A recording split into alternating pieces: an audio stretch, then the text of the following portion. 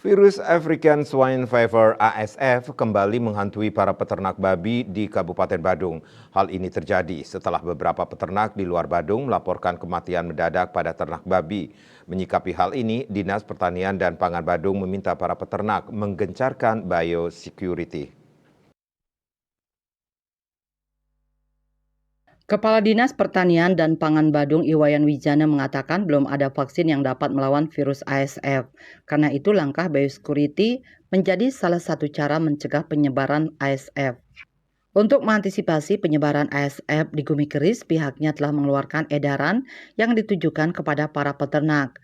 Memang di Badung belum ada laporan ASF lagi, tapi pihaknya tetap mengimbau peternak untuk selalu menjaga kebersihan kandang, membatasi orang dan barang masuk dalam kandang untuk meminimalisir penyebaran virus.